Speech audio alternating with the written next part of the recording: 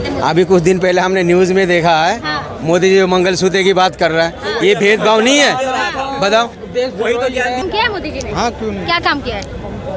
काम यही किया, आदमी सुरक्षित है बस। अच्छा, सुरक्षित है बस। सर, क्या लगता है कि 2024 में किसकी सरकार बनेगी? मोदी जी की बनेगी। मोदी जी की बनेगी। क्यों मोदी जी चाहिए आपको? मोदी क्यों चाहिए? जब काम करेगा वो जीतेगा। अच्छा, काम किया है मोदी जी ने? हाँ, क्यों नहीं? क्या काम किया है? काम यही किया, आदमी सुरक्षित है बस। अच्छा, सुरक्षित है बस। पहले सुरक्षित नहीं थे?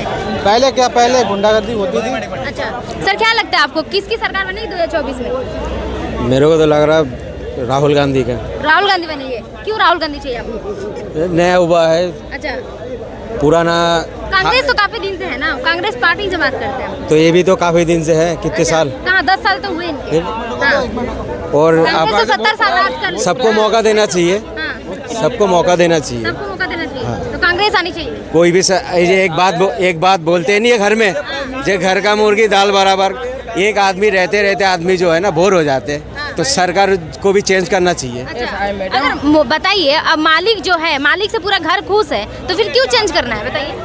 तो कुछ काम तो ऐसे बहुत गलत करते हैं बस। अच्छा। हर वक्त जो है हिंदू मुसलमान एक दो काम बताइए। हाँ। ये सरकार तो बस राजनीति कर रहा है एक ही चीज से, अच्छा, हिंदू मुस्लिम से। अगर जिस दिन हिंदू मुस्लिम छोड़ देगा, मोदी कहीं भी नहीं रहेगा। अच्छा, इनकी पत्ता साफ। हाँ ठीक है, युवाओं से बात करते हैं। क्या लगता है, मतलब कुछ मोदी सरकार में फायदा हुआ है आपको? जी, हमें तो कोई फायदा नहीं हुआ। कोई फायदा नहीं हुआ है। हाँ, ये बताइए हिंदू मुसलमान करना गलत है, इनसे पूछ लीजिए। गलत तो है? हिंदू मुस्लिम ही होता है ज्यादातर। तो भाई जो भी देखो गलत है। किसी गलत। मेरे दूसरे सवाल का जवाब दीजिए। तो ये बताइए, जाति के नाम पे राजनीति करना ये सही है? ये भी सही नहीं है, गलत है। ये भी जाति हो, हिंदू मुस्लिम हो, सब गलत है। सब गलत है। और यहाँ तक के गलत ही है। गलत है, मानते नहीं इस बात? हाँ। हाँ, बताओ। जो पार्टी ये कर रही वो गलत है ना। तो ये बताइए, जो जातिगत जनगणना के लिए बात कर रहे हैं, ठीक है, उसको क्या करना चाहिए? उसका सपोर्ट करना चाहिए? कौन कर रहा? कौन कर रहा है? राहुल गांधी जी बोले हैं कि जब हमारी सरकार बनेगी तो हम जातिगत जनगणना करेंगे। तो ये गलत है कि नहीं है? मोदी जी तो कहते हैं। क्या कहते हैं? बताओ। क्या कहते हैं? अभी कुछ दिन पहले हमने न्यूज में देखा है, मोदी जी मंगलसूत्र की बात कर रहा है। ये भेदभाव नहीं है? बताओ। वही तो ज्ञान दिया मैंने आपको। अरे कम से कम मेरी ही बात सुन लिए होते यार। ये भी तो कह रहा हूँ। बताओ। ये बोल रहे हैं कि कांग्रेस के राज में हमारे देश के महिलाओं का मंगलसूत्र छीन लिया गया था। हाँ। ये क्या नाम है? प्रधानमंत्री, हाँ। खुद प्रधानमंत्री ये बात बोल रहे हैं, ये गलत बात बोल रहे हैं ना। हाँ। कि जो प्रॉपर्टी है, जो ये सबसे पहले कांग्रेस आ जाएगी मुसलमानों को देगी। सबसे पहला हक जो है मुसलमानों का। क्यों ये क्यों है? मोदी को डर लग रहा है क्या?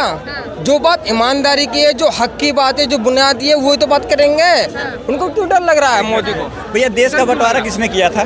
देश का बंटवारा किसने किया था? चीज किया उसको छोड़ो ना, जो गलती करे छोड़ो। मैडम, क्या लगता है कि 10 साल से मोदी जी राज कर रहे हैं हमारे देश में, कुछ फायदा हुआ है? महिलाओं के लिए कुछ किया है? बहुत फायदा है। अच्छा, क्या काम किया है?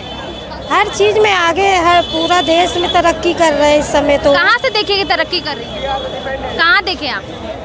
मंदिर, मस्जिद, सब जगह वो हिंदू अच्छा, मुसलमान सबको एक मानते हैं। अब धर्म पे कहाँ आ गई? हम विकास पे बात करें। विकास में हाँ। हर जगह की रोड बन रही है। हर जगह हाँ, ठीक है, बोलिए। हाँ, हाँ। हर जगह की रोड बन रही है। हाँ, और क्या बोले? कहाँ के रहने वाली है मैडम? इलाहाबाद के। इलाहाबाद, यूपी के रहने वाली हैं। हाँ। तो यूपी में बाबा का राज चल रहा है। हाँ, तो उनसे फायदा हुआ अच्छा है? हाँ, उनके- हमारे यहाँ गुंडा राज खत्म हो गया। अच्छा। हाँ, हाँ। हमारे यहाँ सब लोग कहते हैं कि मोदी जी के राज में बलात्कारी राज आ गया है। गुंडा राज तो खत्म हो गया, लेकिन बलात्कारी राज आ गया। किसका हुआ है सामने? मोदी जी का जो पार्टी में नेता है ना, वो 200-300 महिलाओं का ऐसे बलात्कार करते हैं, वीडियो बनाते हैं। तो इसीलिए लोग बोलते हैं कि मोदी जी के राज में बलात्कारी राज आ गया। वो अपना खुद अपना ईमान गिरा रहे हैं, वैसा कुछ नहीं है। अच्छा। सब लेडीज लोग फ्री है। हाँ। बढ़िया घूम रहे, खा रहे, कोई कहीं बंदिश नहीं है। 400 मिल रहा था, वो तब कुछ पहले सोना इतना सस्ता था फिर भी लोग खरीदते थे, महंगा हो गया फिर भी लोग खरीदते हैं, है ना। लेकिन कितना भी महंगाई हो जाए, लेकिन आपसे खुद फर्क तो उसी हिसाब से पब्लिक भी ग्रोथ करती रहती है ना। अच्छा। तो उससे कोई सैलरी भी कहीं ना कहीं बढ़ रहा है। हाँ, और क्या, ग्रोथ भी बढ़ रहा है। एरोप्लेन में लोग एरोप्लेन के लिए कहते थे, अरे एरोप्लेन में गए। अब तो आम पब्लिक आराम से घूम रही है, खा रही। जब उसके पास पैसे हैं, उसके पास है। यहाँ हर दुकानों में, ज्वेलरी शॉप में भीड़ थी, हर में वो था। मोदी जी से बेस्ट। सर मतलब आज हम बात करने वाले हैं नॉर्थ ईस्ट दिल्ली जो सीट है एकदम हॉट सीट है, कहीं ना कहीं दिल्ली में 7 सीट है, सबसे हॉट सीट है, जहाँ पे बीजेपी की तरफ से मनोज तिवारी जी हैं पिछले 10 साल से सांसद, और अभी कन्हैया कुमार को उतारा गया है एनडीए से। तो आप बताइए इंडिया गठबंधन की तरफ से, तो मुझे ये बताइए कि क्या लगता है किसका दावेदारी ज्यादा रहेगा? अब देखिए 2 चीज़ें हैं। कन्हैया कुमार एजुकेशन वाइज तो इनसे मनोज कुमार तिवारी से तो अच्छे ही कैंडिडेट हैं, लेकिन प्रॉब्लम ये है कि मेरी हारने की शुभकामनाएं उनको पहले ही दे देता हूँ। रीजन बिहाइंड के बेचारे बिहार से पीएचडी करके बिहार में राजनीति करते तो कुछ बिहार का भला हो जाता, लेकिन अब लालू यादव के पुत्र मोह में वहाँ से उनका पत्ता काट के दिल्ली भेज दिया गया। अब व्यक्तिगत वाइज मनोज तिवारी तो अपने कर्म से तो चुनाव जीतने वाले नहीं हैं। कभी कुछ काम ही नहीं किया है। अरे कभी नहीं जीतेंगे। वो तो लोग मनोज तिवारी को तो वोट दे नहीं रहे हैं, वोट दे रहे हैं मनोज तिवारी मोदी जी को, तो उसके नाम पे चुनाव जीत जाएंगे। दूसरा बची खुची कसर जो है कांग्रेस वालों ने वो अरविंदर सिंह लवली और संदीप दीक्षित ने पूरी कर दी। हाँ, अजय माकन के सहयोग से केजरीवाल को जेल भेजा था, ठीक है, अब जमानत पे आ गए तो उसके साथ लोग घूम रहे हैं। और कन्हैया कुमार तो महान इंसान है भाई। उन्होंने क्या किया, एक तरफ राहुल गांधी का फोटो लगा दिया, एक तरफ कन्हैया कुमार का फोटो केजरीवाल जी का फोटो लगा दिया, और बाकी जो लीडर थे उनको हटा दिया वहाँ से। तो ऐसा करने से ये हो गया कि आम आदमी पार्टी वो माया मिली न राम वाली कहानी हो गई उनको। उसके बाद अब जो कांग्रेस की मेन लीडरशिप है वो उनसे नाराज हो गई। और दूसरी बात, अब वो बेचारे उनका जो लीडर है, ठीक है, जैसे राहुल गांधी जी हैं, अब एक पढ़ा लिखा इंसान की सबसे बड़ी प्रॉब्लम ये हो जाती है, वो भी पीएचडी हुए, कि उसका जो मुखिया है उसको यही नहीं पता कि वेवर और राइट ऑफ का अंतर क्या होता है। वो बोलता है कि 16 लाख करोड़ हमारे अपने दोस्तों को दान कर दिए। अब ये बात जब आम पब्लिक के पास पता जाएगी, जैसे हम लोग फाइनेंस वाले हम लोगों के पास आएगी, तो अब हम लोग कन्हैया कुमार से पूछेंगे भाई राहुल गांधी को कुछ तो सिखा दो, मतलब इतना कॉमन सेंस तो दे ही दो उसको कि भैया 16 लाख करोड़ वो मोदी जी वेवर कर दिए या राइट ऑफ कर दिए।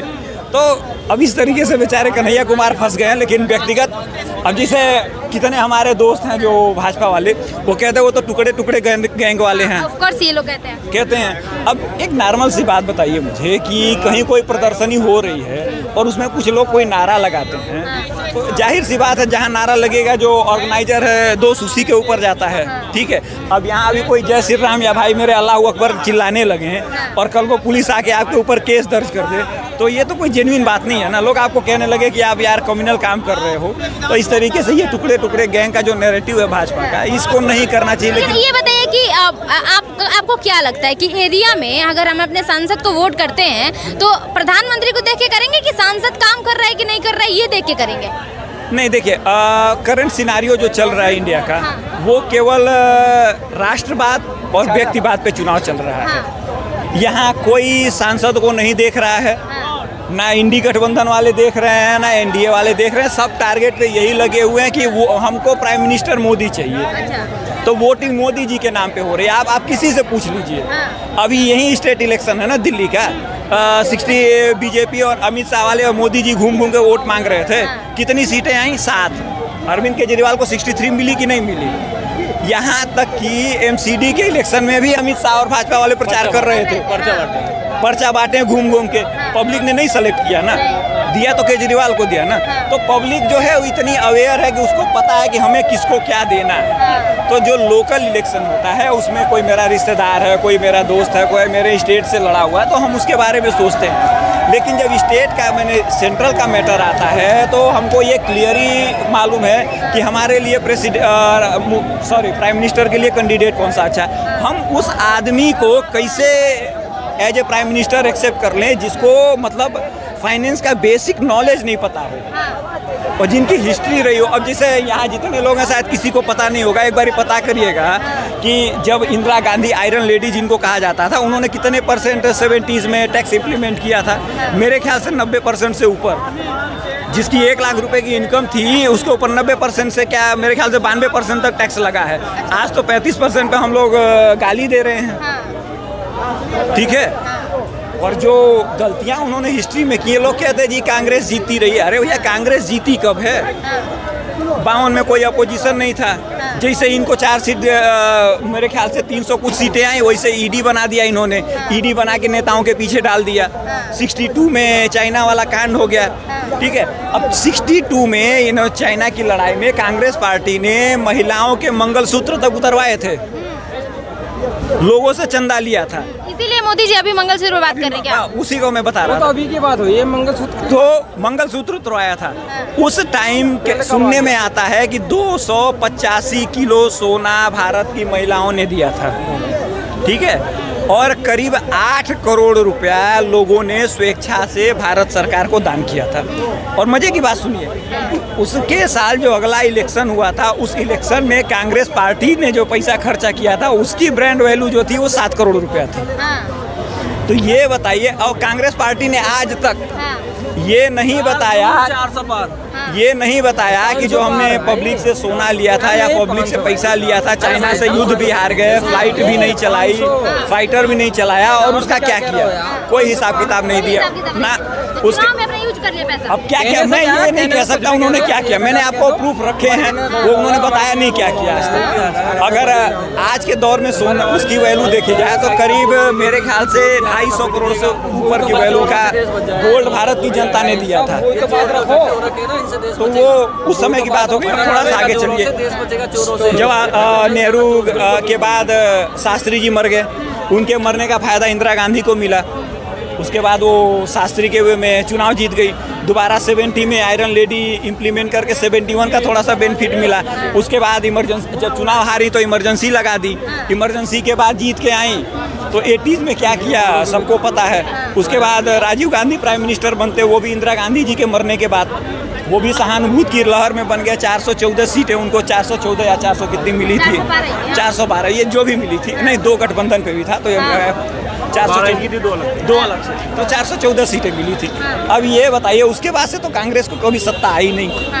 91 में यही हमारे देश के बिगेस्ट, क्या कहते हैं, best educated prime minister, $2.2 billion के लिए इनको गोल्ड गिरवी रखना पड़ा था। जबकि IMF से उसके मुताबिक आप 3 बारी तक लोन ले सकते हैं विदाउट एनी सिक्योरिटी, लेकिन इनको नहीं दिया गया था।